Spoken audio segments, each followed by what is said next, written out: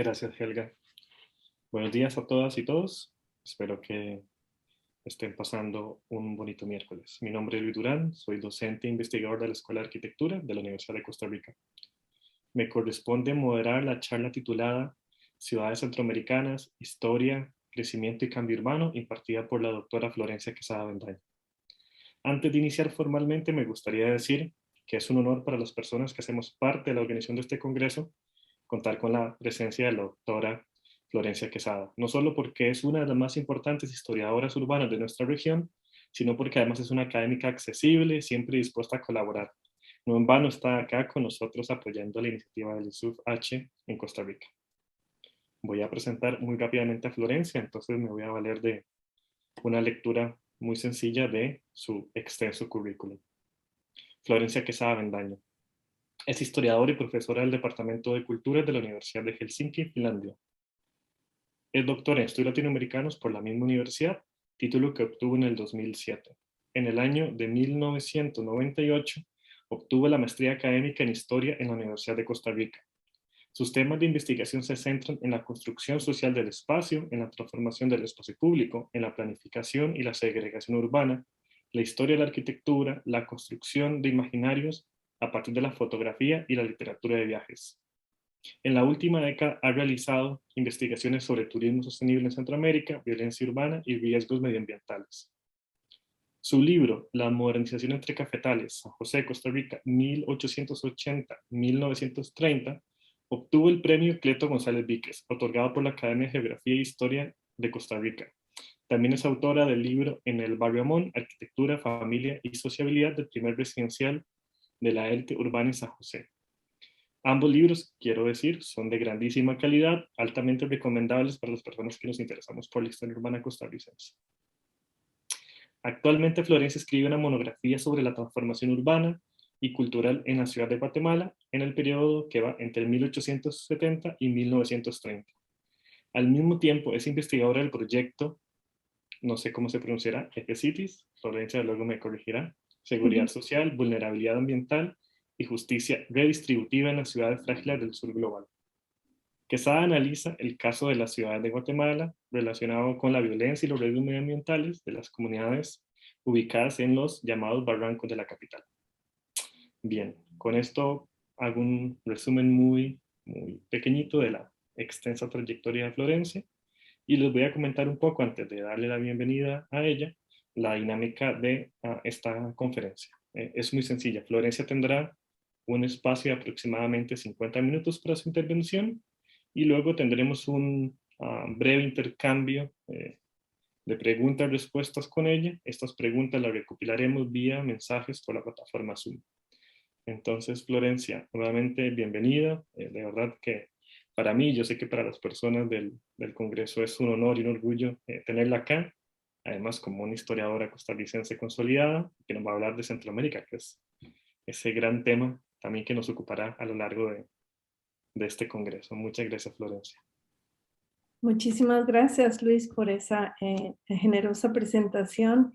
Y bueno, para mí es un verdadero placer estar con todas y todos ustedes en esta mañana, tarde o, bueno, noche acá en Helsinki, a través de este espacio digital en estos complejos tiempos pandémicos. Primero que nada, yo deseo agradecer a esta gentil invitación al Comité Local Organizador del Quinto Congreso ISUF, Ciudades Espontáneas versus Ciudades Planificadas, que forman parte del Seminario Internacional de la Forma Urbana en su versión en lengua española.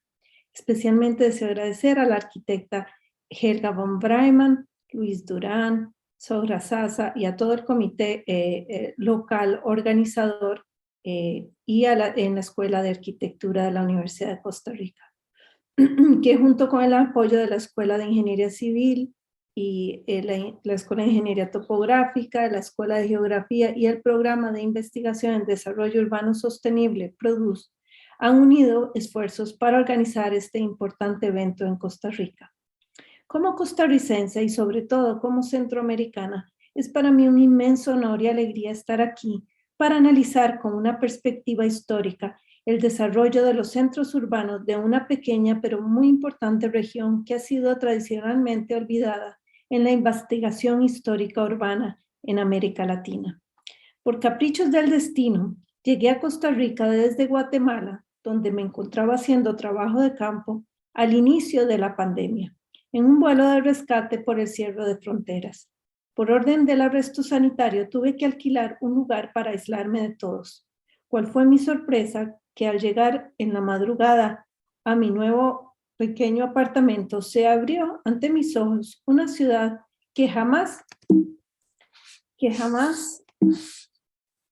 un minuto, se abrió ante mis ojos una ciudad que jamás había contemplado.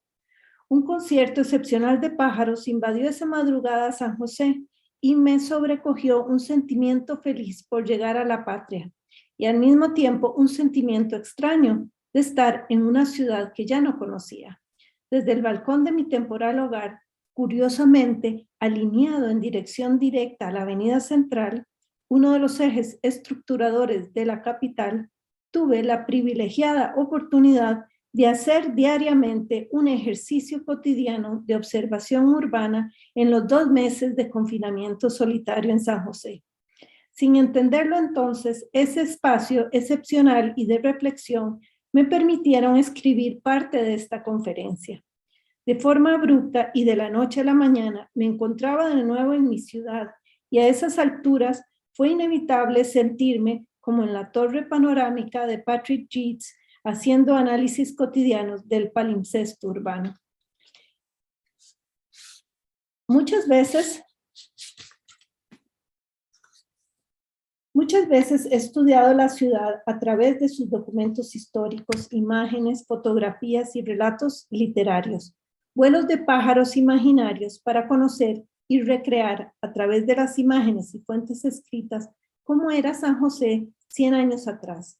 Como historiadora urbana y gracias a Henri Lefebvre, he analizado a la ciudad con una mirada crítica espacial para entender el proceso de producción social del espacio en algunas capitales centroamericanas y he entendido a la ciudad de hoy en el contexto de esas fuerzas que le han dado forma.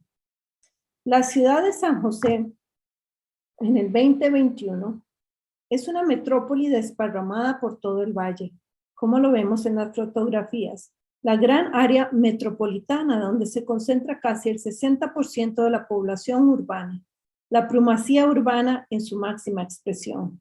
La capital, ahora fusionada con las ciudades de Alajuela, Heredia y Cartago, conforman una sola mancha urbana, caracterizada por un ciclo vicioso de fragmentación espacial y de continua segregación urbana, como bien lo ha estudiado el arquitecto Oliver Schutte y la antropóloga Mireille Van Lith en su trabajo del gamismo. Desde mi privilegiado balcón contemplé San José y al Valle Central a pedazos. San José, que desde sus orígenes ha tenido un proceso de crecimiento espontáneo intercalado con algunos procesos de planificación, pero que predominantemente desde su primer ensanche ha crecido en un proceso caprichoso de intereses privados que guiaron y que siguen liderando el crecimiento urbano y su desarrollo. Ciudades centroamericanas, historia, crecimiento y cambio urbano es el título de mi charla. El principal objetivo es examinar con una larga duración su historia y crecimiento enfocados en procesos de planificación versus crecimiento espontáneo, que han caracterizado las diversas formas de asentamiento en Centroamérica. Aunque intento tener una visión amplia de la región, el énfasis de mi trabajo se centrará en Guatemala y Costa Rica, espacios urbanos donde he realizado la mayor parte de mi investigación empírica en los últimos 25 años. Geográfica e históricamente, América Central ha sido un puente de unión entre el norte y el sur del continente, que durante el periodo precolombino tuvo un intenso y rico comercio de larga distancia que conectó y alimentó el desarrollo de las múltiples culturas mesoamericanas y de influencia mesoamericana que habitaron lo que hoy conocemos como Centroamérica. Con la conquista y la colonización por parte de la corona española y la construcción e imposición de un nuevo orden urbano como expresión del nuevo poder colonial, las ciudades tuvieron un papel estratégico en el desarrollo de América Latina. Conquistar y poblar tuvo como requisito fundar una ciudad. Como señala Fernando de Terán, las ciudades desde el inicio fueron los centros neurálgicos de todas las divisiones administrativas del territorio americano, donde se situaron los organismos civiles y eclesiásticos, base de la expansión y control de la población indígena. Las actuales capitales de Centroamérica tienen historias singulares en comparación con gran parte de las capitales latinoamericanas, que fueron, en su mayoría, fundadas durante el siglo XVI. En Centroamérica, con excepción de San Salvador y Tegucigalpa, el resto de las actuales capitales fueron fundadas al final del periodo colonial. E incluso San José, Tegucigalpa y Managua fueron declaradas como capitales solo durante el siglo XIX. La más nueva de las capitales de Centroamérica es Belmopán, en Belice, una de las capitales planificadas más pequeñas del mundo. San Salvador fue fundada en 1525. Por su lado, el asentamiento minero de Tegucigalpa fue fundado en el siglo XVI, pero solo fue declarada como capital hasta 1880, en reemplazo de Comayagua, al igual que la aldea indígena de Managua en Nicaragua, fundada a principios del siglo XVIII y designada como capital en la segunda mitad del siglo XIX. La actual ciudad de Panamá, fundada en el siglo XVIII, por su posición geoestratégica en medio del continente americano, se convirtió en la capital del joven estado panameño en 1903, después de la construcción del Canal Interoceánico. Fundación y refundación de ciudades, los casos de Ciudad de Guatemala y San José. La ciudad de Guatemala fue reconstruida y trasladada del Valle de Panchoy, que vemos en la fotografía, al Valle de la Ermita a finales del siglo XVIII. La corona española ordenó su traslado debido a la destrucción de Santiago de los Caballeros, como se llamaba a lo que hoy conocemos como Antigua, que era la entonces capital colonial del Reino de Guatemala, por los terremotos llamados de Santa Marta en 1773. En comparación, existe una gran diferencia entre el origen de San José, una villa de mestizos, con respecto a la bien planificada, menos en el papel, ciudad de Guatemala, centro del poder de la Capitanía General de Guatemala, a la cual pertenecía la provincia de Costa Rica. San José, por su parte, fue una villa de mestizos que tuvo sus orígenes hacia 1737, pero el asentamiento y desarrollo más estable se llevó a cabo solo a partir de 1760. La formación del damero de la villa se llevó a cabo por medio de un proceso más bien espontáneo y paulatino, a medida que se fue poblando y no por medio de un trazado o un plan preconcebido que se consolidó solo hasta las últimas décadas del siglo XVIII. La creación de la parroquia en 1769 fue de gran importancia para el crecimiento de la ciudad, la formación de su cuadrícula y la definición del espacio público y de poder en San José.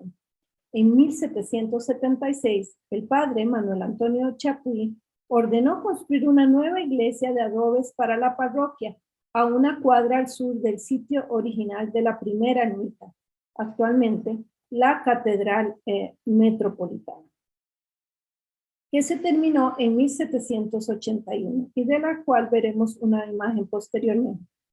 Frente a la iglesia se creó la Plaza Central, la segunda plaza principal de San José, como lo dictaban los principios urbanísticos españoles. Así quedó el eje urbano compartido entre estos dos polos de desarrollo y de poder que dio una característica peculiar a San José. El 2021 ha sido un año de celebraciones en Centroamérica por la conmemoración del bicentenario de la independencia de la corona española. Pero ¿cómo fueron las ciudades al llegar la independencia? La Nueva Guatemala de la Asunción, como fue bautizada por Carlos III en 1776, o simplemente Ciudad de Guatemala, por su historia de relocalización y refundación a finales del siglo XVIII, al llegar la independencia a Centroamérica en 1821, se encontraba aún a medio construir. Las décadas posteriores a la independencia, caracterizadas por la inestabilidad política, las guerras civiles y la creación de la Federación de la República Federal de Centroamérica entre 1823 y 1939, no cambiaron mucho la situación en cuanto al crecimiento urbano. Por lo tanto, en la práctica, a lo largo de la mayor parte del siglo XIX, la ciudad terminó de consolidarse dentro de la estructura en damero, como se aprecia en el plano de la ciudad elaborado por Julián Rivera Mestre a mediados del siglo XIX. En el caso de Costa Rica, en 1833 se decretó la llamada Ley de la Ambulancia. La capital rotaría cada 4 años en las ciudades principales del Valle Central, que eran Alajuela, Heredia, Cartago y San José, que son las que hoy conforman esa gran área metropolitana. Este decreto fue abolido 2 años después por el entonces jefe de Estado Braulio Carrillo, cuya derogación y la lucha por la capitalidad fue una de las causas que originaron la Guerra de la Liga.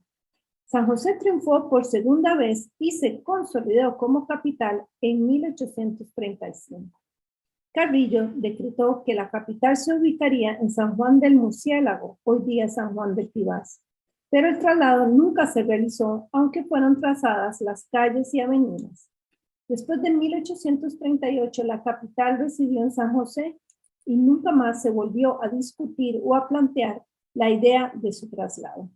Momento, obviamente, trascendental de su historia.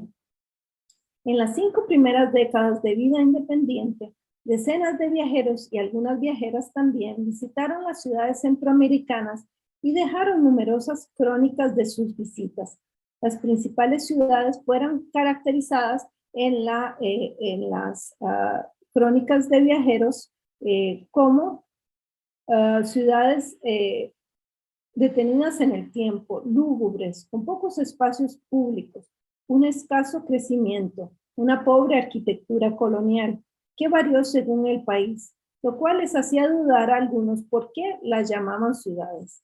Uno de esos viajeros fue George Washington Montgomery, cónsul de los Estados Unidos en Puerto Rico. El diplomático llegó a la ciudad de Guatemala el 9 de julio de 1838, no por casualidad, justo con el fin de la República Federal, encomendado por su gobierno para escribir un detallado informe sobre el país en el cual relata: las ciudades de Centroamérica son en número 29, pero aquellas que pueden designarse como tales son las siguientes: Guatemala en el estado del mismo nombre y Chiquimilia, SIC, San Salvador en el mismo estado, que ahora es la capital federal, Santana y Sonsonate en el mismo estado, San José en Costa Rica, León y Granada en Nicaragua, y Comayagua y Trujillo en Honduras. Se destaca en su descripción que 2 de sus capitales actuales ni siquiera fueron mencionadas, como lo fueron Managua y Tegucigalpa, que obviamente todavía no tenían gran importancia.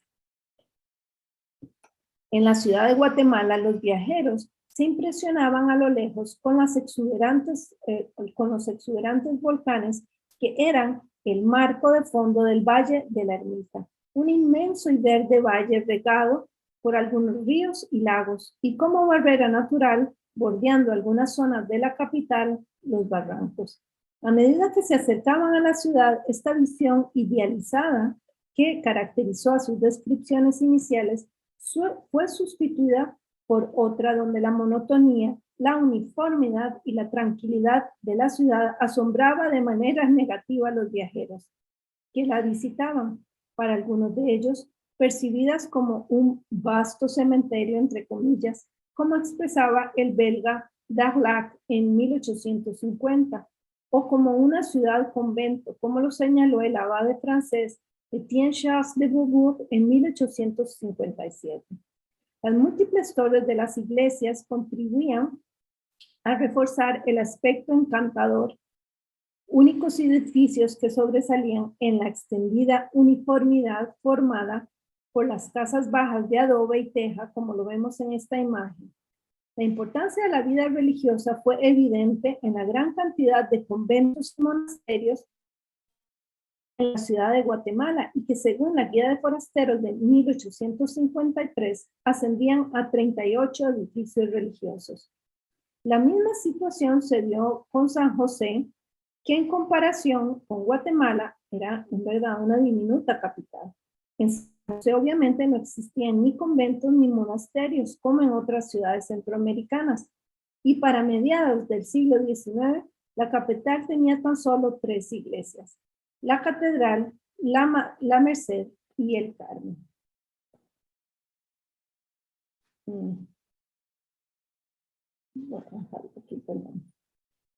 Para el francés Félix Belli, San José no estaba acorde con su concepto de ciudad moderna, como lo expresó en 1863. San José está construida en el centro mismo del valle. Por todo lado se respira la prosperidad, la libertad y las buenas costumbres, pero la ciudad ella misma no es la excepción a la regla de las ciudades coloniales. La primera impresión que ella produce no inspira otra cosa que el deseo de irse, decía Belli. Belli agregaba que lo encantador de los alrededores de San José era lo único que permitía olvidar la sequedad triste de la ciudad, ya que todos los caminos conducían, o todas las calles conducían al campo. Pero al referirse al Valle Central, la imagen foránea cambiaba, como en el caso del naturalista danés Anders Ørsted, quien visitó San José en 1846 y describió al Valle Central como, abro comillas, toda esta meseta no es, por así decirlo, sino un inmenso jardín cubierto de plantaciones de café, interrumpidos aquí y allá por campos de maíz o de caña de azúcar, de bosques de naranjos o plátanos, y que en mayo y abril, cuando los cafetos están cargados de flores blancas, embalsaman el aire con su perfume y dan al país una fisonomía completamente particular. En Centroamérica, las motivaciones de los viajeros en el siglo XIX estuvieron orientadas por lo que Mary Louise Pratt ha denominado como la vanguardia capitalista para el caso de Sudamérica. Una región con vastas zonas desocupadas y lista para ser explotadas. Por ende, óptima para la inversión comercial y la colonización. Entre 1830 y 1870 también estuvieron motivadas por razones geoestratégicas. La búsqueda de una ruta interoceánica por parte de las potencias europeas y norteamericanas, como es fuera de control e influencia política, y por la necesidad de conocer con más detalle las futuras zonas para la inversión y los proyectos de colonización agrícola. El corazón y pulmón de la vida urbana en la mayoría de las ciudades en Centroamérica en el siglo XIX giró alrededor de la plaza central, como en el caso de la ciudad de Guatemala, que vemos en esta imagen. En la ciudad de Guatemala, los edificios principales del estado se concentraban en torno a la plaza del gobernador, como fue llamada por muchos viajeros, o la Plaza Mayor. Durante el siglo XIX, la plaza central conservó su función centralizadora de la vida política y del comercio, lo mismo que en San José, alrededor de la plaza central. A diferencia del mercado cotidiano de la ciudad de Guatemala, en San José el mercado se realizaba solo los sábados en esta plaza central, hasta aproximadamente la década de 1870.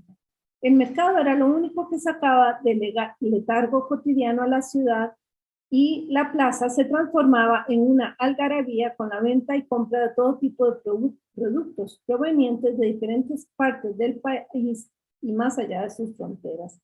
No obstante, a partir de la segunda mitad del siglo XIX, como plantea Carl Smith, algunas ciudades centroamericanas, en su mayoría las capitales, empezaron a crecer conllevando a un patrón de supremacía urbana extrema que se va a consolidar a lo largo del siglo XX. El periodo entre 1850 y 1930 fue una coyuntura histórica trascendental en la transformación urbana en Europa, Estados Unidos y América Latina, especialmente en las ciudades capitales. En el caso de Centroamérica, esto fue especialmente visible en Guatemala y Costa Rica a partir de las décadas de 1880 y 1890, periodo que marcó el inicio de una primera fase de modernización urbana moderna. A partir de 1870 se emprendieron en ambos países importantes transformaciones políticas y económicas conocidas como las reformas liberales, que tenían como objetivo fomentar la incorporación de las economías nacionales a los mercados internacionales a través de la producción del café primero y luego del banano. En el aspecto urbano se introdujeron cambios en el tamaño, las funciones y la apariencia urbana que comenzaron a modificar lentamente las cuadrículas heredadas de la colonia, que se habían mantenido prácticamente inalteradas a lo largo del siglo XIX. Las reformas liberales, entre otras cosas, estuvieron dirigidas a debilitar el poder de la Iglesia Católica y a expropiar sus valiosas y múltiples propiedades urbanas, especialmente en el caso de Guatemala. La expropiación de los bienes de la Iglesia y la aprobación de la Ley de Redención de Censos en 1877 fueron algunas de las medidas que tuvieron un considerable impacto en la ciudad. Los conventos y monasterios fueron confiscados y sus edificios fueron reutilizados para las nuevas instituciones del Estado y el nuevo proyecto educativo promovido por los liberales. En ambos países, el Estado promovió el desarrollo de la educación a través de las escuelas públicas, colegios y escuelas especializadas para la formación de profesiones liberales. En el caso de Guatemala, la abolición del censo enfiteutíco promovió la privatización y la monopolización de la tierra, que se orientó especialmente hacia la producción cafetalera, por medio de la consolidación de grandes latifundios y con mano de obra forzada, especialmente indígena. Como resultado, el café se convirtió en las últimas décadas del siglo XIX en el principal producto de exportación en Guatemala. En Costa Rica, la producción cafetalera ya se había iniciado desde la década de 1840 y quise incluir esta imagen que es emblemática justamente de todos esos valores que estaban promoviendo en ese momento los liberales. La riqueza generada por la producción de cafetalera en ambos países impulsó la economía y permitió la introducción de nuevos servicios básicos, infraestructura y medios de comunicación y transporte, como lo fue el ferrocarril, como vemos en esta fotografía. No obstante, el crecimiento económico se basó en una distribución del ingreso desigual y la exclusión de las clases subalternas. Tanto la ciudad de Guatemala como San José fueron los espacios morales y materiales donde el progreso tenía que llegar primero, como centros del poder político y económico, los símbolos de las naciones en construcción. Por lo tanto, la mayoría de la inversión para la transformación urbana se dirigió a ambas capitales. Ahí se construyeron algunos nuevos y modernos servicios públicos y medios de comunicación, como ya dije, el ferrocarril, y también los telégrafos y teléfonos y tranvías. Este es un mapa telegráfico de Guatemala, que era una forma muy importante de poder conectar ese espacio nacional que estaba en construcción. Al mismo tiempo se llevó a cabo la introducción, bueno, aquí vemos algunas imágenes de la producción cafetalera en Costa Rica, o más bien del beneficio de Tournon, que se encontraba al norte de la ciudad de San José. Esta era la compañía productora y comercializadora de café más importante en Costa Rica, la familia de origen francés, la compañía de Tournon y Facilier Duplantier. Ramón Facilier Duplantier, que fue su representante, cumplió un labor muy importante en estos periodos a finales del siglo XIX. Y aquí vemos una imagen de la estación del ferrocarril al Pacífico. La primera fase en San José también se construyeron cloacas y un nuevo sistema de alcantarillado en las 3 primeras décadas del siglo XX, proceso que no se llevó a cabo en el caso de Guatemala. La primera fase de crecimiento urbano moderno, conocida como el ensanche, se inició en la década, bueno, estas otras dos fotografías, perdón, de los tranvías, que en el caso de San José fue movido por electricidad, pero en Guatemala no se introdujo la electricidad para el tranvía, sino que fue jalado por mulas. La primera fase de crecimiento urbano moderno, conocido como el ensanche, se inició en la década de 1880 en la ciudad de Guatemala y hacia 1890 en San José, en un proceso que capitalizó una nueva dinámica de segregación urbana y una renovación en algunas zonas selectas de la capital.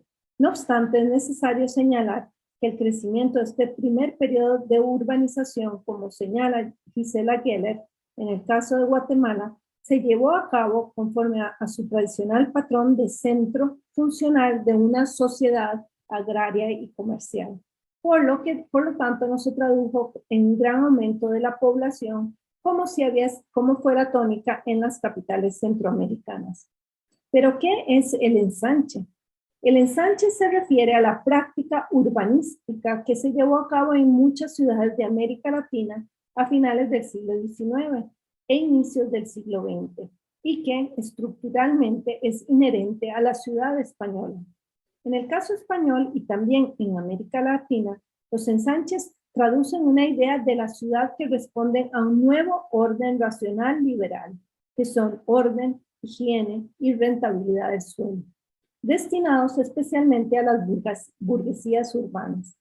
En otras palabras, los ensanches son concebidos como elementos de modernización urbana, nuevos espacios de crecimiento, donde se instalan en una primera fase los servicios públicos urbanos modernos y de transporte, y luego se destinan para zonas residenciales.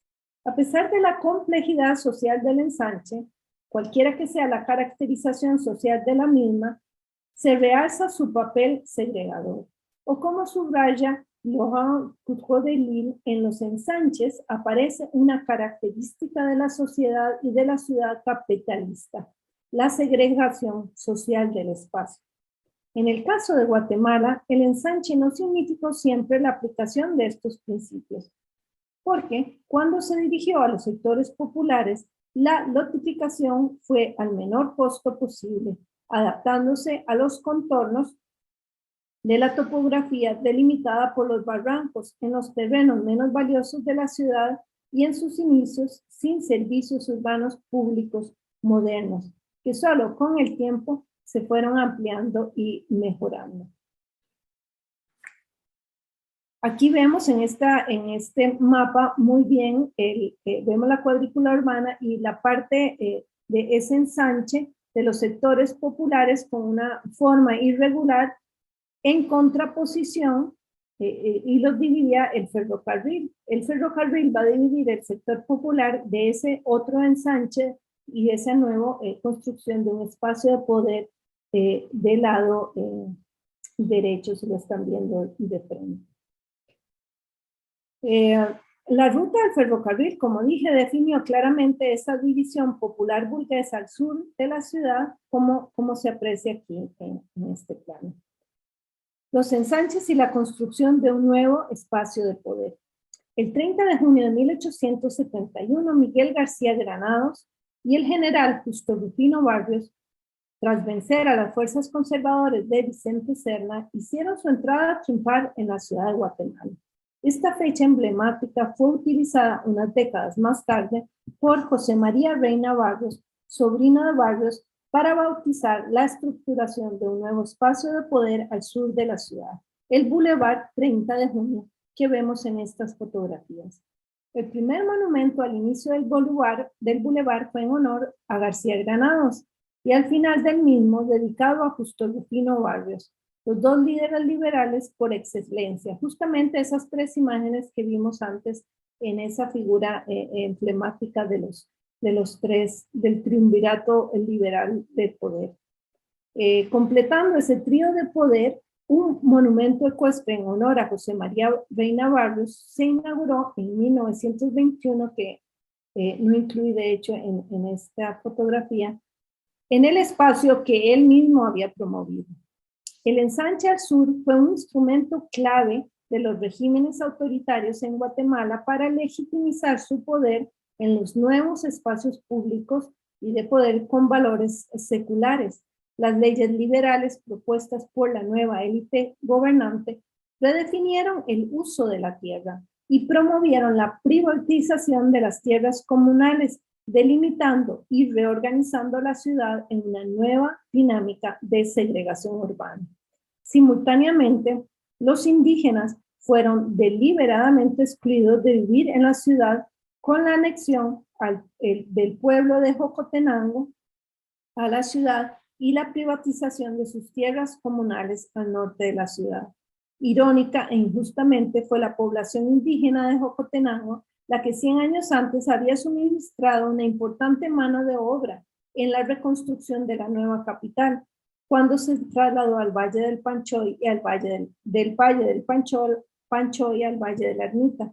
Pero en el nuevo reacomodo de poder y uso del espacio liderado por Justo Rufino Barrios, los indígenas fueron excluidos por ser considerados como ciudadanos de segunda clase. Y aquí vemos en esta fotografía el parque, la tarjeta postal de abajo es el Parque Estrada Cabrera, que ahí era donde se encontraba o se localizaba este pueblo de indígenas de Jocotenango, que lo único que quedó como reminiscencia es ese árbol en el centro del parque. Los antecedentes del ensanche al sur, en este caso voy a volver aquí, los antecedentes del ensanche al sur se remontan a la época de la presidencia de Manuel Lisandro Varillas, cuando se creó el Cantón Exposición, en la finca estatal llamado El Recreo. Las razones para crear este cantón, según el decreto, fueron 4. El aumento de la población, el capital disponible por parte de un sector urbano para la inversión en fincas urbanizadas y la necesidad de construir nuevos edificios en la ciudad. Y finalmente, para ubicar el pabellón de Guatemala que se había presentado en la Exposición Mundial de París en 1889, de donde deriva su nombre. No obstante, la llegada de José María Reina Barrios al poder en 1892 alteró los planos iniciales porque éste tenía aspiraciones mayores para la transformación al suroeste de la capital.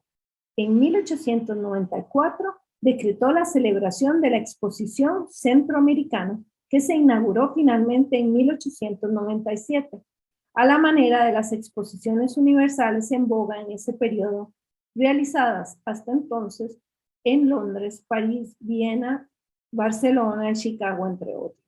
Al mismo tiempo, la transformación también permitió conmemorar el 25 aniversario del triunfo de los liberales. El espacio, por lo tanto, debía transformarse con nuevos principios modernos y nacionalistas. El colorido y moderno plano que vemos aquí en esta fotografía, realizado por Claudio Urrutia y Emilio Gómez Flores en 1894, fue entonces la expresión en papel de esta coyuntura de transformación urbana que se intensificó y profesionalizó durante el gobierno de Reina Barrios. El plano es importante porque fue el primer plano moderno en Guatemala y que delineó el crecimiento de la ciudad en la primera mitad del siglo XX.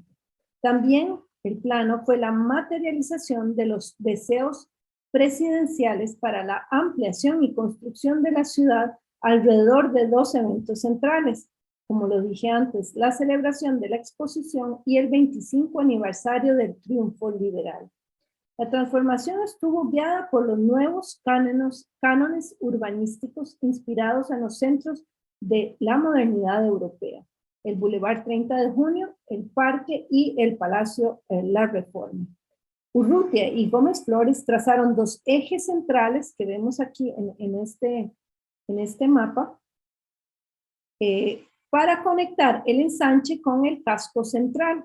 La séptima avenida, luego de rellenar el barranco, que se bautizó también como el Boulevard 15 de septiembre, en alusión a la independencia de España. Y paralela a esta, estos son estos dos grandes ejes que vemos ahí, y paralela a esta, el Boulevard 30 de Junio. En 1894, para, como dijo Barrios, conmemorar la entrada triunfal del ejército liberal a la ciudad de Guatemala en 1871.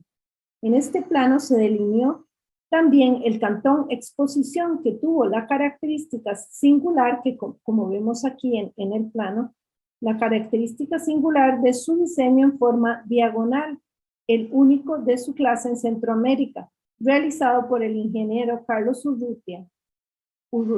Una figura central en el desarrollo urbano en Guatemala, aunque olvidado también en la historia urbana de Guatemala.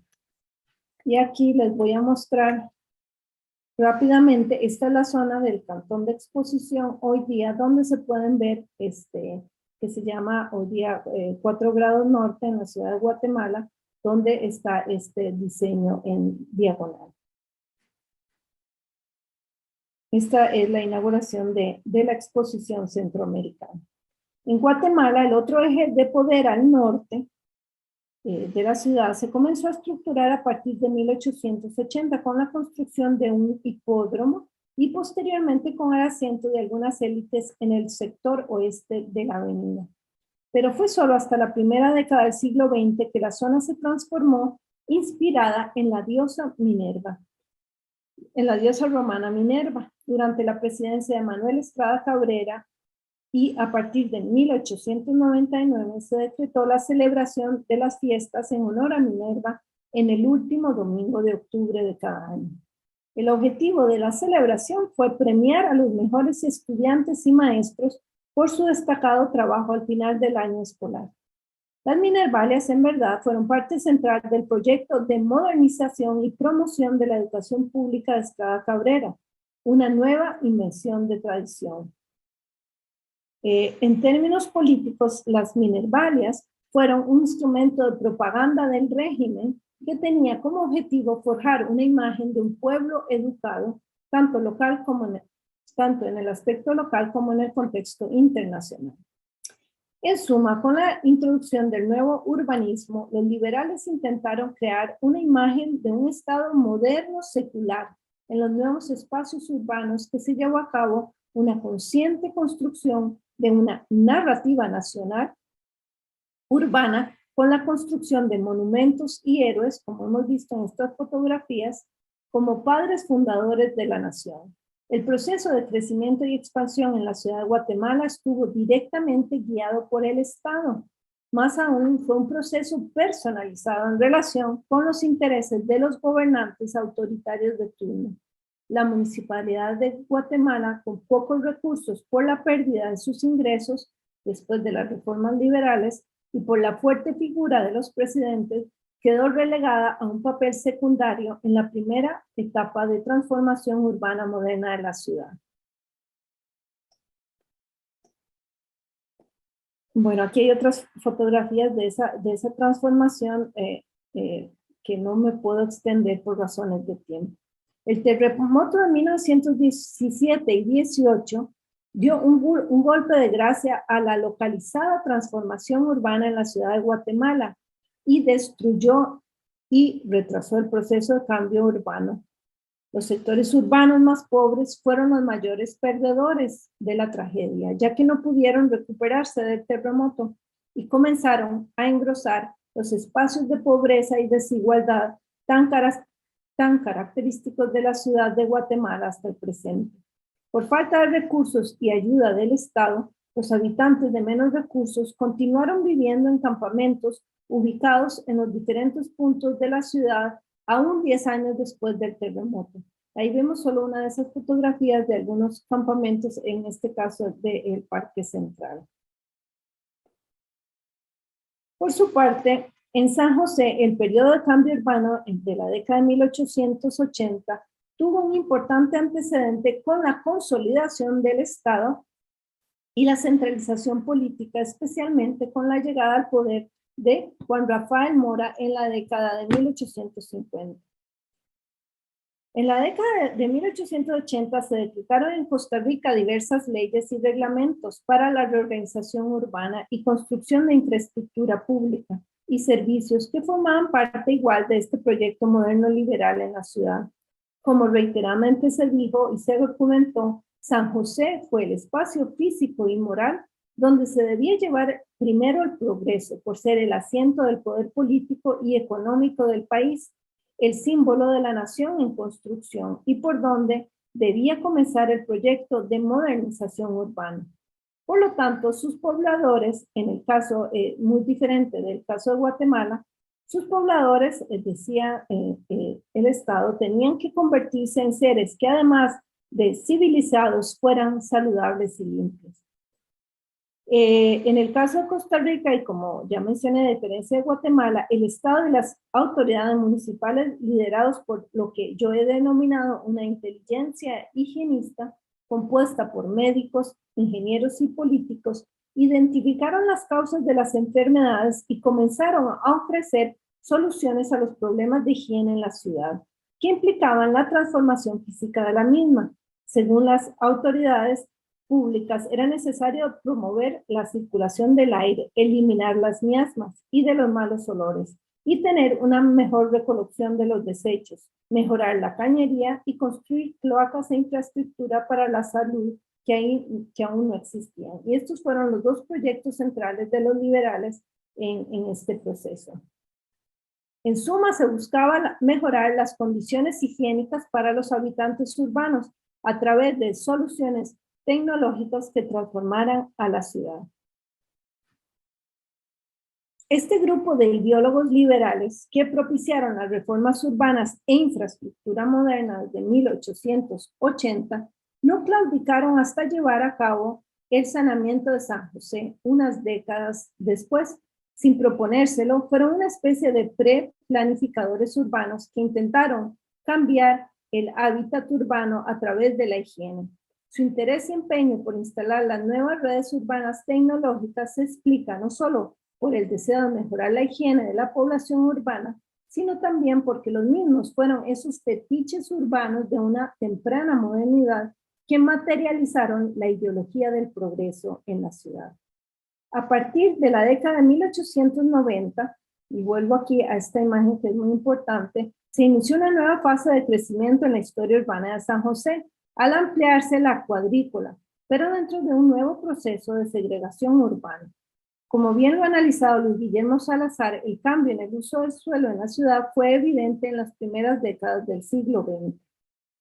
Este fue uno de esos ensanches precisamente hacia el este de la ciudad y la estructuración de ese nuevo espacio de poder a partir de la Avenida de las Damas y de una serie de parques que se construyeron alrededor de esta zona y de la introducción de los primeros servicios públicos como el agua, la electricidad, entre otros. Esta es una representación, reinterpretación, de hecho, que muy gentilmente Produce en Costa Rica me hizo a partir de mi investigación, donde se muestra ese proceso de ensanche y a partir de esa cuadrícula colonial que vemos en gris. A grosso modo, las áreas hacia el norte, el este y algunas hacia el oeste sobre el Paseo Colón, con las mejores condiciones topográficas y de terreno, fueron destinados a las élites y clases medias. Esta es otra de esas representaciones de esa estructuración del nuevo espacio de poder a partir de la Avenida de las Damas. Mientras que el sur y el noroeste, con las peores condiciones de terreno, bueno, aquí vemos una fotografía de esos barrios de la burguesía que comenzaron a surgir. El primero fue el barrio Amón y como podemos ver, contrastaba notablemente con los barrios del sur. Mientras que el sur y el noroeste, con las peores condiciones de terreno y los precios más bajos de la tierra, se consolidaron como los barrios populares y para pequeñas industrias manufactureras. El inicio de la segregación urbana significó que los barrios de las clases más ricas y de las clases medias tuvieron desde el inicio del crecimiento y expansión urbana servicios y infraestructura pública adecuadas, como lo vemos muy bien en estas fotografías de una casa en Barrio Amón. Mientras que para los barrios pobres quedaron geográfica y socialmente en las márgenes del mismo, porque los barrios populares crecieron de los servicios básicos mínimos al inicio de su formación y obviamente se localizaron en los peores terrenos de la ciudad. En el informe anual que Salomón Escalante, que fue el primer ingeniero municipal, hizo sobre los trabajos realizados en la ciudad en 1888, mencionó la finalización de un nuevo plano para San José, que equivale un poco al plano que vimos de Urrutia y Gómez Flores en Guatemala. El primer plano moderno de la capital que hizo Salomón Escalante fue en 1888. ¿Por qué se hizo un plano en San José en este año? Bueno, la nueva ley de Sánchez fue la razón para la elaboración del plano. Esta ley fue el inicio de la regulación del crecimiento urbano moderno y por eso es importante, decretada en 1887 por el entonces presidente Bernardo Soto. El plano de Escalante, que desafortunadamente no incluye en esta presentación, es la materialización en papel del inicio del proyecto de modernización urbano emprendido por los liberales, al menos en teoría, como también lo fue el plano de Urrutia en Guatemala. Las transformaciones urbanas en San José, perdón, voy a irme aquí otra vez. Las transformaciones urbanas en San José, lideradas por los higienistas e ingenieros en la municipalidad, tuvieron un impacto en la forma y en la reorganización del espacio urbano, pero ellos no pretendían teorizar sobre una temprana planificación urbana. La fuerza para ese cambio urbano provino de la higiene, de las propuestas hechas por médicos, ingenieros y otras figuras políticas, razón por la cual el crecimiento urbano en esta primera etapa no fue de la mano de propuestas más integrales para un modelo de crecimiento. Lo anterior, a pesar de que los liberales crearon una nueva legislación al inicio de la expansión urbana, que fue esa ley de Sánchez, y de que las autoridades municipales fueron conscientes de la necesidad de crear un plan general para el crecimiento bajo leyes científicas, pero nunca lo lograron hacer aduciendo falta de recursos. Como resultado, la ciudad creció al albedrío de los intereses privados de los dueños de fincas de café, de potreros o cañales, que tuvieron en sus manos el poder económico y legal para guiar la dirección de la expansión urbana. Expansión que vio nacer, como ya lo dije, los primeros barrios obreros y los barrios de las élites y sectores medios fuera de la cuadrícula urbana. Al mismo tiempo, aunque los ensanches en ambas capitales introdujeron cambios y rupturas, también se dieron continuidades en términos de prácticas territoriales. Aunque se estructuraron nuevos espacios de poder, el viejo asiento de poder colonial alrededor de la plaza central, ahora convertidos en elegantes parques centrales, continuaron siendo el espacio público y de poder de mayor importancia en la ciudad, que paulatinamente fue desplazándose a los nuevos ejes a lo largo del siglo XX. En San José, compartido también entre esos dos espacios públicos de poder con esa plaza original de la primera ermita.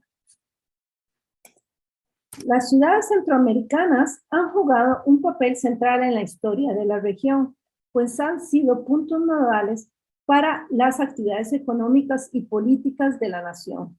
Hacia la década de 1930, la primacía urbana se había consolidado en las ciudades capitales en todos los países de América Central, excepto Honduras y Belice. La primacía urbana ha sido, de hecho, un rasgo distintivo del proceso de la urbanización en América Latina y es una de las principales causas que llevan a la concentración de recursos, infraestructura y población en las áreas metropolitanas actuales. El crecimiento urbano y la concentración de la población en las capitales fueron dos de las principales características de la urbanización latinoamericana durante la década de 1930, las llamadas ciudades de la masificación, tal como las llamó José Luis Romero. Sin embargo, el crecimiento de las ciudades centroamericanas fue muy diferente. A principios de la década de 1930, la población de las capitales más grandes, como la ciudad de Guatemala y San Salvador, era de menos de 150,000 habitantes. Las ciudades centroamericanas permanecieron pequeñas en términos absolutos y relativos, más o menos hasta la década de 1950, especialmente en comparación con otras grandes metrópolis hacia 1930 como la Ciudad de México y Buenos Aires. Sin embargo, la década de 1950 marcó un cambio dramático en el tamaño y las tasas de crecimiento de las ciudades centroamericanas y marcó la transición de las sociedades rurales a las sociedades urbanas. La población total creció de 8 millones en 1950 a 21 millones en 1980. Este proceso dio lugar a la consolidación de aglomeraciones metropolitanas alrededor de las ciudades capitales, como vemos en este mapa. No obstante, a pesar de la primacía urbana arraigada en la región, el crecimiento urbano en las últimas décadas también se ha producido en las ciudades secundarias, lo que representa de alrededor de un 15 a un 65% del crecimiento en los sistemas urbanos nacionales. Una de las principales razones para el crecimiento y desarrollo de las ciudades secundarias son las remesas, como sucede en los casos de Guatemala y El Salvador. Centroamérica es una de las regiones de más rápida urbanización del mundo. Según el último informe del Banco Mundial sobre la tasa de urbanización en América Central, actualmente el 59% de la población de la región vive en entornos urbanos, aunque con marcadas disparidades entre los diferentes países. Se espera que para la próxima generación, 7 de cada 10 personas vivirán en ciudades. Al ritmo actual de la urbanización, se proyecta que la población urbana se duplicará para el 2050 con 25 millones más de habitantes urbanos. Por tanto, las ciudades son los espacios en donde se encuentra la mayoría de la población, los recursos, la infraestructura y también las oportunidades. Las ciudades centroamericanas se caracterizan por la desigualdad socioeconómica y la creciente segregación residencial, con una relación estrecha entre ambos fenómenos. Las formas extremas de segregación urbana y social, ejemplificadas en comunidades cerradas, protegidas por sofisticados sistemas de seguridad, dan como resultado la fragmentación social y espacial. Estas ciudades segregadas y fragmentadas se construyen para el consumo en torno a los grandes centros comerciales que se multiplican en las ciudades centroamericanas.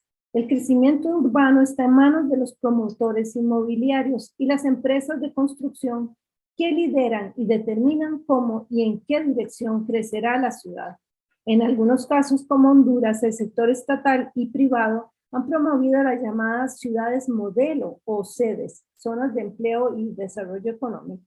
Esas ciudades modelo constituyen un estado dentro del estado, una ciudad gobernada por corporaciones con sus propias leyes en territorios cedidos por el estado, con la completa privatización y segregación de la vida urbana.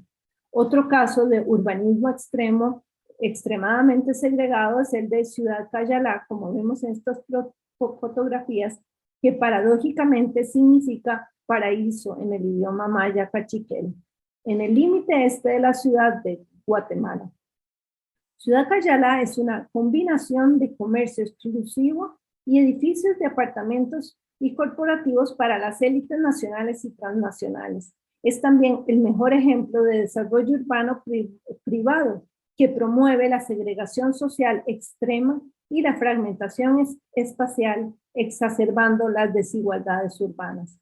En suma, lo que prevalece en la mayoría de las ciudades centroamericanas es una concentración de recursos que combina las peores consecuencias de una elevada urbanización con poca planificación urbana, creando ciudades extremadamente segregadas y una es altamente exclusiva y la otra extremadamente pobre. Los asentamientos precarios proliferan en las riberas de los ríos y en las laderas empinadas vulnerables a las amenazas naturales.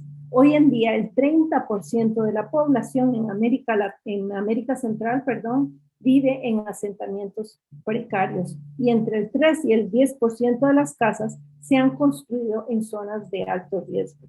Al mismo tiempo, América Central es una de las regiones más vulnerables del mundo con respecto al cambio climático. Históricamente, se ha visto afectada por una gran variedad de amenazas naturales como terremotos, erupciones volcánicas, tormentas tropicales, inundaciones y variaciones climáticas como las del Niño o la Niña. Según un informe del Banco Mundial, las ciudades centroamericanas contienen entre el 70 y el 80% de los activos en riesgo en los diferentes países. Ya para terminar, como resultado del crecimiento urbano prevaleciente y como consecuencia de otros factores históricos, una larga historia de conflictos y autoritarismo, fracaso en el proceso de reconciliación, deportaciones de los Estados Unidos a la región, entre muchas otras, la desigual urbanización de Centroamérica se ha asociado también con altos niveles de violencia e inseguridad, especialmente en Guatemala, Honduras y El Salvador, consideradas como una de las regiones más violentas del mundo. La violencia se ha normalizado en las ciudades centroamericanas, percibida como endémica y una parte inevitable de la sociedad. El conflicto y la violencia se han asociado a un alto grado obviamente de inseguridad urbana y al miedo. Fenómenos multidimensionales y complejos que afectan a todos los sectores de la sociedad, pero que obviamente es especialmente crítico en las zonas urbanas pobres de las ciudades centroamericanas. Como lo indican los recientes estudios empíricos, la exclusión social y la desigualdad son los principales causas de la violencia interpersonal en los espacios urbanos, como muy bien lo ha estudiado Juan Pablo Sáenz en los espacios marginales en Centroamérica. Los problemas y desafíos en las ciudades centroamericanas son múltiples, complejos y arraigados en la historia, como altos niveles de desigualdad y empleo informal, una alta proporción de asentamientos informales, extrema pobreza, violencia e inseguridad pública, el crimen organizado y el narcotráfico. Durante la presente pandemia, todos estos problemas no han hecho más que exacerbar y acrecentar las desigualdades y problemas críticos que ya existían. La urbanización desigual ha dado como resultado espacios extremadamente segregados, con una constante privatización del espacio público. Aunado a otros problemas tales como riesgos medioambientales, una extrema contaminación del aire, del agua y un mal y los desechos sólidos y una seria congestión de tráfico por la falta de adecuados sistemas de transporte públicos de calidad, crean una gran cantidad de problemas en los espacios urbanos. Ya que me he extendido demasiado, solo quisiera terminar esta intervención con una propuesta de esperanza para futuros posibles urbanos de cambio en las ciudades de Centroamérica, y para que unamos esfuerzos, especialmente los arquitectos y planificadores urbanos, por promover modelos de ciudad más incluyentes y sostenibles. Los momentos de urgencia que vivimos con la crisis climática y pandémica deben de ser ventanas de oportunidad para el cambio, para reimaginar los futuros posibles urbanos, porque los sistemas urbanos actuales ya colapsaron. Este es el tiempo de enfrentar los problemas colectivamente y no de forma individual, pensando en el bienestar de todos y en las maneras que podemos encontrar las claves para promover procesos de transformación urbanos más justos y en armonía con la naturaleza. La pandemia no discrimina entre clases sociales, pero es cierto que afecta especialmente a las clases más pobres. Esas son las más vulnerables y las que más han sufrido con esta crisis. Es dentro de las dinámicas globales locales, como plantea Eric Swingerow, que es necesario poner la cuestión de la justicia de vuelta a la teoría y la práctica urbana. Los desafíos para la teoría y la práctica en este siglo giran alrededor de recapturar el espíritu de la modernización con la reafirmación de la necesidad de crear un orden urbano más justo y humano, más sensible con los excluidos, hacia el otro que es nuestro vecino, y hacia una justicia espacial y ambiental. Y como nos aconseja Edward Soya, aun si las geografías injustas han sido históricas y socialmente producidas, es necesario intervenir en los procesos espaciales para transformarlos, para reorganizarlos y para hacerlos más justos. El espacio es socialmente producido, por lo tanto puede y debe ser transformado. Es precisamente nuestro deber contribuir en esta urgente tarea. Muchas gracias. Muchas gracias, Florencia, por esta amplia y rica charla. De verdad hemos quedado muy emocionados con tanta información y tal. Bien, a la espera de preguntas del público, yo quisiera hacerle una pequeña pregunta muy sencilla y rápida. Y luego de esta síntesis que a mí me gustó mucho y que me recuerda como este esfuerzo de hacer esa historia larga data brodeliana, ¿verdad? De las historias centroamericanas, me gustaría preguntarle en términos investigativos y en términos de agenda de trabajo compartido, ¿qué temáticas son urgentes de abordar a corto plazo en nuestra región? A partir de este recuento, digamos, ¿qué líneas, temáticas, objetos de trabajo considera usted que son pertinentes de empezar a trabajar y seguramente dentro de este carácter regional que usted nos motiva a iniciar?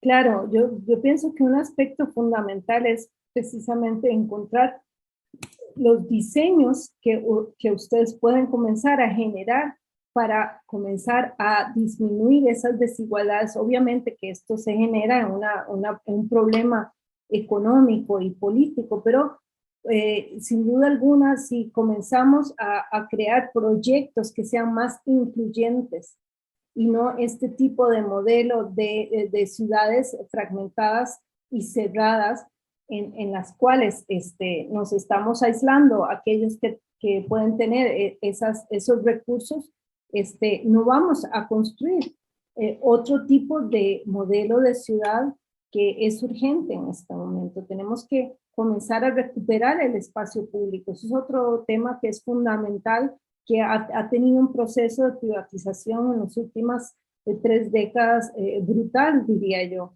Entonces esos nuevos espacios privados se convierten en esos pseudoespacios públicos que están básicamente guiados para el consumo. Entonces es necesario crear un espacio público con otros valores que unan a las comunidades y que no las dividan, por ejemplo. Eso pienso que es un aspecto fundamental en ese sentido. Y lo más importante es que dejemos de vivir tan separados, que con tanto miedo y con tanta inseguridad, y comencemos a construir diferentes formas de cómo relacionarnos y cómo crear además esos modelos urbanos que no nos lleven a una mayor segregación en la que ya vivimos. Gracias, Florencia. Tengo una pregunta de Andrés Jiménez Corrales y dice: hola Florencia, muchas gracias por la conferencia. Desde su óptica, ¿cuál es el rol geoestratégico que han tenido las ciudades capitales en Centroamérica? Es decir, ¿qué papel juegan las ciudades centroamericanas en una perspectiva regional ayer y hoy? Bueno, un aspecto que queda muy claro en la conferencia, o espero que quedó muy claro, es que uno de los problemas precisamente ha sido la concentración de recursos en las capitales nacionales, porque eso crea un gran desbalance urbano y eso hace que se exacerben muchos de esos problemas sociales, porque tiene que haber sistemas urbanos un poco más balanceados. Y ese ha sido uno de los problemas justamente de muchas formas heredados desde el periodo colonial, que se mantuvieron en los diferentes periodos que llevaron a una concentración como la que vivimos hoy día y a esta total primacía urbana. Entonces, claro, las ciudades dentro de ese sentido son fundamentales porque lo concentran todo en ese sentido de poder político y económico. Y claro que sería óptimo poder comenzar a descentralizar esos espacios urbanos y ofrecer otro tipo de posibilidades en otras zonas del país con nuevos modelos urbanos para no crear, digamos, por eso es uno de los problemas en que nuestros sistemas urbanos están colapsados, porque además no ha habido un proceso de transformación, de modernización de, por ejemplo, los medios de transporte públicos. Entonces, vivimos ahogados en presas o en trancones o como le llaman en diferentes partes de América Latina y tenemos que invertir una inmensa cantidad de nuestro tiempo en eso. Bueno, eso va en detrimento de todos y es parte de todos esos problemas que se generan por esa concentración de personas, recursos en una sola ciudad. Entonces, sí, claro, juega un papel importante porque además, obviamente, son los espacios donde la mayoría de la gente va porque son los espacios donde hay más oportunidad también. Y en ese sentido, obviamente, también son estratégicos para otros sectores que migran a las ciudades, ¿verdad? Gracias, Florencia. Tenemos dos preguntas más. Una de Milagros Saborío Rodríguez nos pregunta: hola, buenos días, excelente charla. Me gustaría saber si en el periodo liberal en Costa Rica se hicieron planes o hubieron iniciativas similares en Cartago, Alajuela o Heredia. Sí, es una muy buena pregunta. No podría respondérsela porque no he hecho un trabajo empírico para esas otras ciudades. Lo que sí podría decirle de lo que conozco un poco sobre las otras capitales, las otras ciudades, es que se dio un proceso más o menos similar a lo que se llevó a cabo en San José, pero no dentro de un modelo así muy específico, sino que fue igual. Fueron los ensanches de esas cuadrículas coloniales que más o menos siguieron un proceso similar de crecimiento. Entonces me parece que no hubo, digamos, un modelo con excepción de San Juan de Tibás, que fue un caso excepcional por haber sido esa capital frustrada que Braulio Carrillo quería fundar ahí y que sí planificó, y por eso es que San Juan de Tibás tiene esas excelentes calles amplias hasta el día de hoy, ¿no? Gracias. Tenemos dos preguntas más. Una de Carla Orrantes y dice: estimada Florencia, muchas gracias por su intervención. Ante la creciente presión inmobiliaria para la construcción de barrios cerrados en la región, ¿cómo podríamos trabajar para convencer a las entidades a cargo del ordenamiento territorial para convencerles de las externalidades negativas de estos modelos cerrados? Sí, absolutamente, estoy totalmente de acuerdo. El problema es que ahí hay muchos intereses económicos detrás de la presión que se ejerce sobre las municipalidades y sobre esos planes, porque obviamente tendría que haber bueno, existe, pero no se lleva a la práctica. Y ahí es donde vemos que, bueno, sí, está imperando los intereses de ese capital inmobiliario sobre el desarrollo de San José como en otras ciudades. Y ese es el principal problema en Centroamérica y desafortunadamente no tengo una respuesta que darle. Tendríamos que hacer una revolución comunal y decir, bueno, exigimos otro tipo de planteamientos, de proyectos de crecimiento urbano que estén acorde con los intereses de la mayoría y no de ese capital que son los que están invirtiendo en la construcción de esos espacios. Muchas gracias. Claro que el Estado tiene un papel fundamental ahí, tendría que tener un papel fundamental en definir cómo es que se va, hacia dónde va a crecer y a dónde se invierte también recursos por parte del Estado para un poco amortiguar esos procesos de segregación tan grandes. Perfecto. Y nos Y, pregunta, y solo para terminar, desafortunadamente hemos visto como en el caso de San José ha sido un total fracaso en los últimos 25 años con una municipalidad totalmente corrupta que se ha mantenido en el poder y que ha causado tanto daño a San José, justamente cuando podrían haber procesos de repoblamiento de esos centros históricos, de muchos otros procesos que no se llevan a cabo porque desafortunadamente no entiendo cómo estos dirigentes pueden seguir en el poder por tanto tiempo y que causan tanto problema a las ciudades. Pero esperemos que, bueno, poco a poco van cambiando las nuevas generaciones y vengan nuevos líderes que tengan un papel fundamental en ese cambio. gracias Florencia. Y Alejandro Bonilla Castro nos pregunta, buenos días Florencia, muchas gracias nuevamente por la conferencia. Quisiera preguntarle si ha podido profundizar en sus investigaciones recientes sobre las posibles trayectorias por donde circularon los saberes de la higiene, el ensanche y el rol del Estado en la gestión del suelo urbano entre 1890 y 1930, específicamente actores y espacios. Y cierra diciendo mil gracias por la atención. Pero en cuanto a circulación, ¿en qué espacios, Alejandro? A ver si ¿Quieres decir a nivel regional en Centroamérica o...? Es que no me queda claro esa okay. pregunta. Creo que vamos a ver. Por mientras, Alejandro nos comenta ahí, Daniela nos hace un comentario, Daniela Navarrete nos dice, felicitaciones a Florencia por su interesante charla, quien es una excelente conocedora de la historia urbana centroamericana en su última publicación. En respuesta a la primera pregunta de Luis, creo que sería valioso, si no urgente, que reunamos los trabajos de los que investigamos la región y hagamos una publicación conjunta como primer paso. Con ella. Estoy totalmente de acuerdo y eso ha sido uno de los problemas que no tenemos comunicación, nos hemos leído, pero quizás este sea muy buen espacio porque conozco tu trabajo también y claro que me encantaría poder hacer eso y estos son trabajos que toman muchísimos años en llegar a ser de forma profunda, entonces es imposible para uno poder hacer este tipo de análisis en cada ciudad porque me llevaría toda la vida, ¿verdad?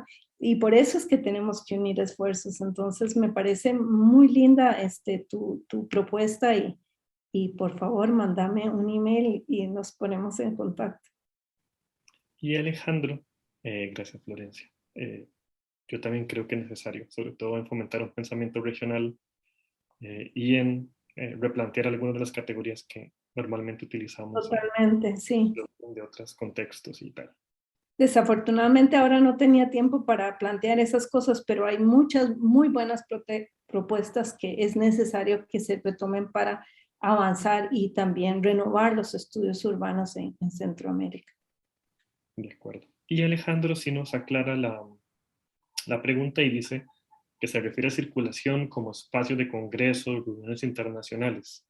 Y actores me refiero a los preponderantes que por su experiencia técnica nacional e internacional fueron introduciendo sus saberes. Es decir, sintetizando lo que Alejandro nos plantea un poco es, sí ha logrado indagar cómo esos saberes urbanísticos de este periodo liberal, de dónde venían, cuáles son sus trayectorias, los actores, digamos que de alguna otra manera hicieron resonancia de estos conocimientos y cuál fue el papel que tuvieron. Sí, no tanto me he metido tanto a ese tema que sería muy interesante, Alejandro, de hecho, profundizar en eso, pero sí es cierto que hay una grande comunicación entre muchos actores en Centroamérica. Y eso es un tema que me parece que hay que explorarlo en el futuro, porque sí había una circulación, como sabemos, de muchos de sus arquitectos y también probablemente de otros expertos profesionales en ese momento que cumplían o tenían funciones o proyectos en diferentes partes de Centroamérica que tuvieron una influencia en ese sentido, pero no tanto me he metido a eso, Alejandro. Sí, desafortunadamente no puedo contestarte tanto tu pregunta porque no lo sé, honestamente. Y nos pregunta Luis Alonso Pérez, Si es una pregunta, dice. Es pertinente hoy crear una sinergia de planificación urbana transmunicipal. No podemos ver a San José aislada sin considerar las dinámicas territoriales de Cartago, Heredia y Alajuela. ¿Hay algún ejemplo en Costa Rica de esta gestión transmunicipal de gestión urbana que integre criterios y métodos integrales?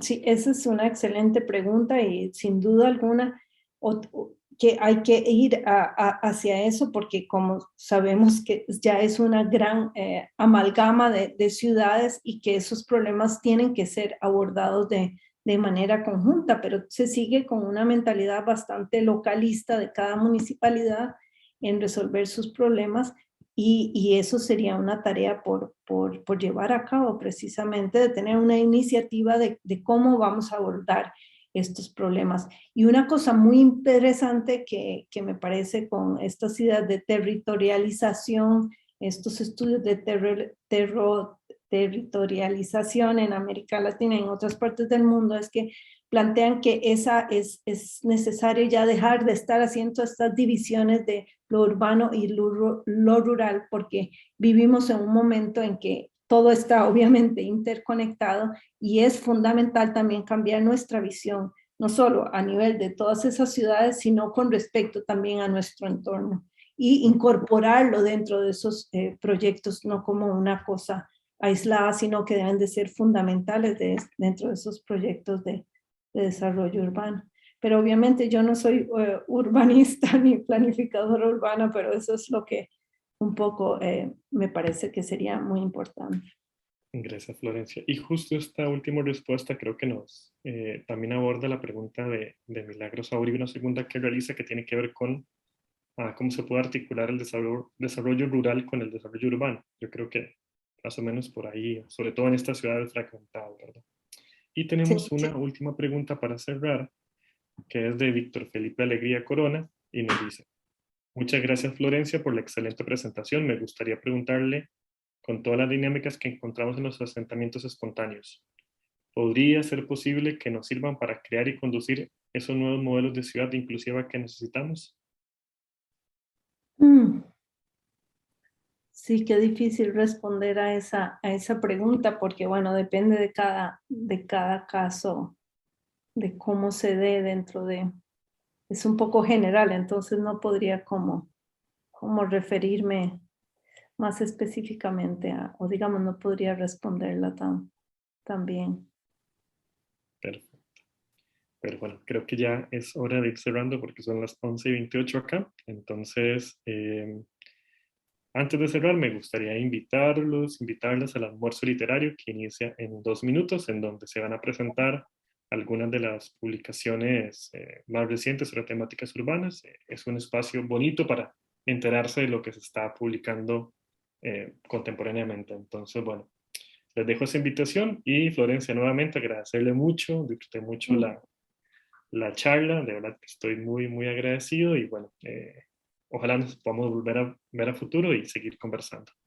Sin duda alguna, y muchísimas gracias a todos, Helga, a vos, Sohra, y a todos por este espacio y me ha hecho siempre muy feliz que vivo tan lejos del otro lado del mundo y siempre me hace sentir más cerca de ustedes. Muchas gracias.